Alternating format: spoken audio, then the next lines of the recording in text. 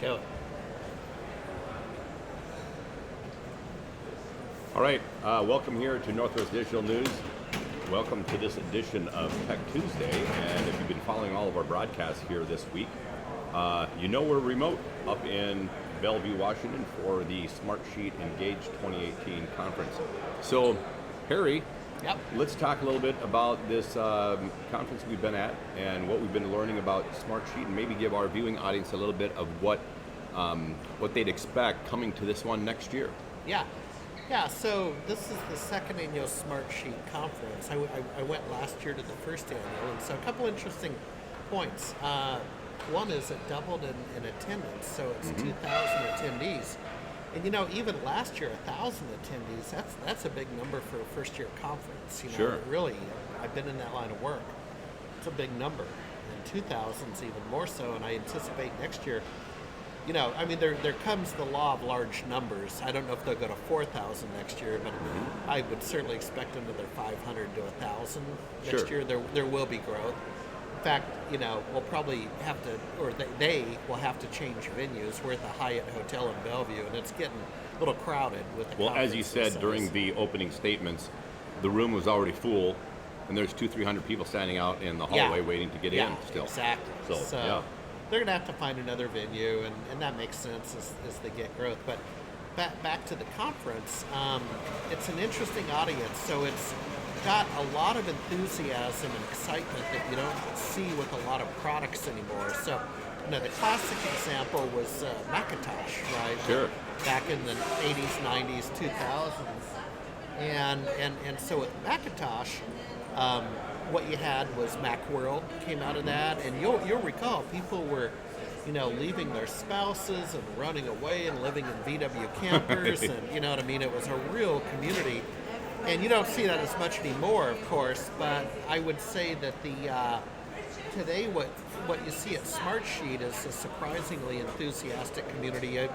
They were really engaged in that conference, no question about it, and so now that's it. That's painting the picture. Right. That's it. Specifically, this is a product conference for Smartsheet. So if you do not use Smartsheet, it wouldn't make sense to come to it. Now, an exception to that might be if you are interested in Smartsheet. This would have been a good investment of 3 days, the money, and you would like to learn Smartsheet to see if you'd like to invest in it. And that's not a bad idea. I mean, that takes us to the next topic about what is Smartsheet, right? Correct. Why would I be investing in it for my company? And, boy, howdy. I mean, maybe, I'll tell you what, let's play a little game here. Why don't you, knowing what you know now, why don't you take a stab at how would you define Smartsheet? And then I'll take a stab at it too, because it's a tough one to define. Yeah, without a doubt it is. Well, I look at, they use this phrase on their website, make collaboration work. Yeah. And I look at all the different ways in which organizations collect information, collect data, whether it be from sales to finance to product information to product specs, etc. And I think of all these different components of information, and sometimes that can be very overwhelming. In fact, for many business people that I have visited with over the years, I've found that you're having conversation even about software. That software people would say, well, we're using maybe 20% of its capability. Well, when you look at all that data, without a way of being able to make all that information from the various departments, the various functions, the external data combined with internal data, how do you create really very clearly defined strategies for the company, and how to focus your human resources and your financial resources so you get the biggest bang for your buck? And what I am hearing out of these conversations around Smartsheet is that they've really kind of picked up all those different components of data sources and information sources, and they're trying to create that into kind of a way sign that says, go here. Yeah. Good way to put it. I like your definition better than mine. I've tracked Smartsheet for a long time. So their CEO, the gentleman named Mark, Right. Hometown hero, the classic, out of the garage in the Seattle area and built a company that when they IPO'd, they went public back this spring. I believe April this year. Yeah, this spring they did, and so it's quite a success story. But in the early days, when he was featured in the Puget Sound Business Journal and other things, it was very clear that it was the spreadsheet paradigm, columns and rows, and they've still got that, right? Yep. A lot of that, they still got a lot of the columns and row paradigm on steroids. And so that was an easy way to define it. I didn't think they'd make it this far, right? When I saw them, like, well, so, okay. Right. Now, in my opinion, they've added supply chain, the whole sort of the workflow of the business.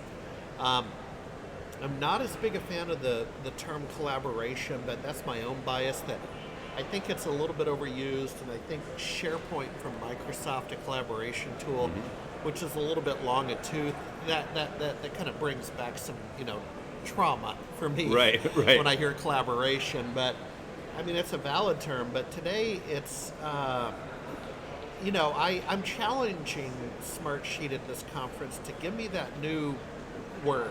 What are you? If you're QuickBooks, you're accountant, right? Yep. I got it. PowerPoint, you're a presentation software. I got it. And you were in an interview with an executive earlier today where I've asked him to challenge yourself to give me that new word, and it could be literally a new word that they make up. But boy, it's just this thing. Well, one of the things that when I think about data management, using analytics, we've had a lot of conversations about that in our Tech Tuesday shows.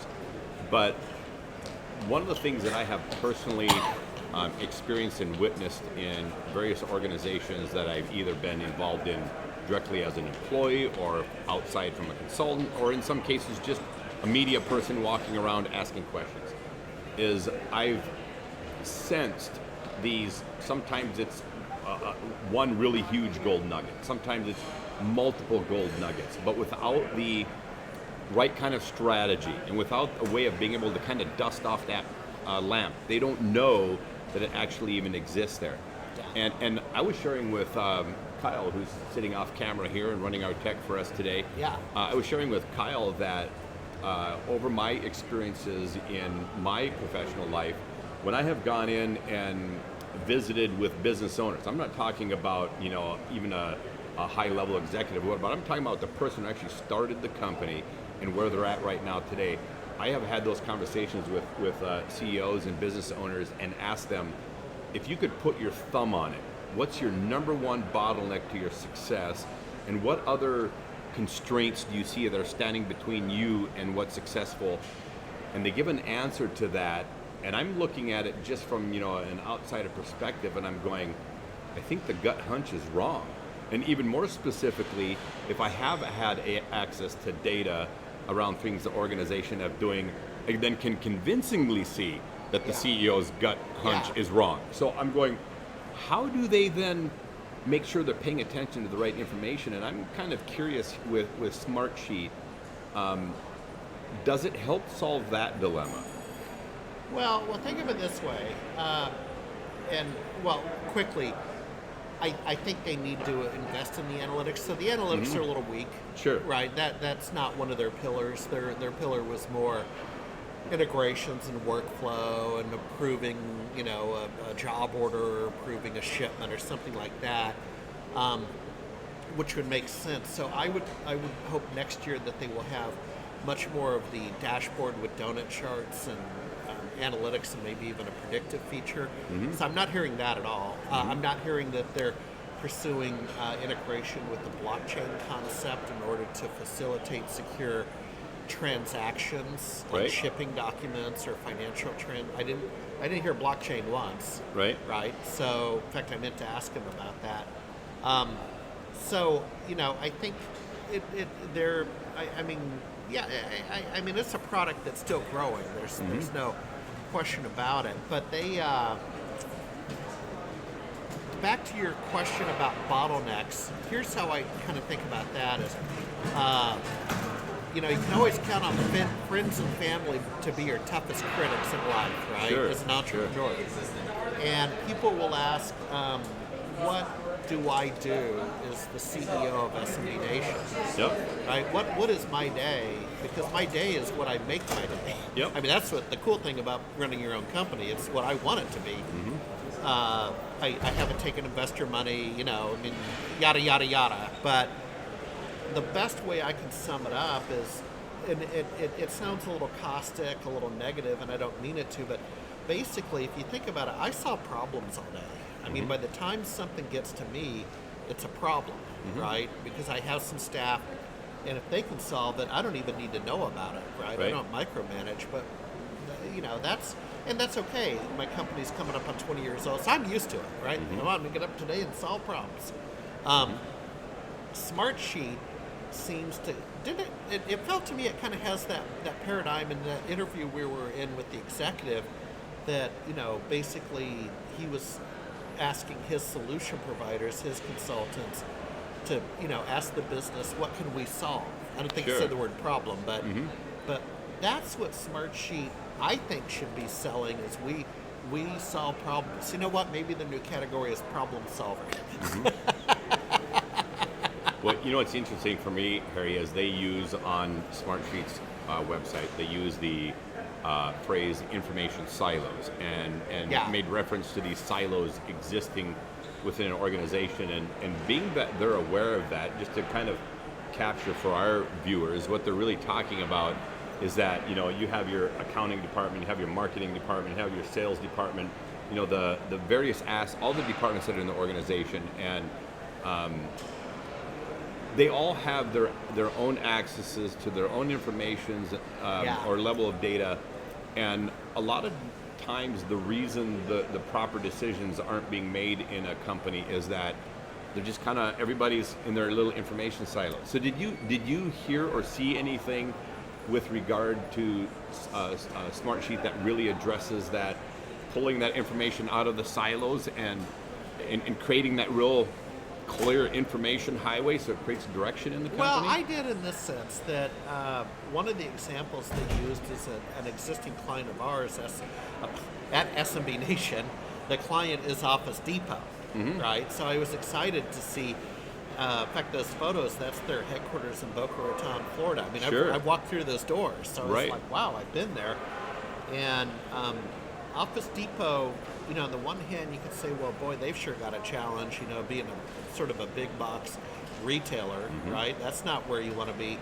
But on the other hand, they are innovative. I've been down there, and, you know, and I'll get to the answer very quickly, but they've been doing things like kind of inventing little co-worker spaces inside the Office Depot stores so you can come and collaborate and work, and very innovative stuff. And so when they were featured as a premier partner user of Smartsheet, what it told me when I walked around the headquarters at Office Depot is they're a big company.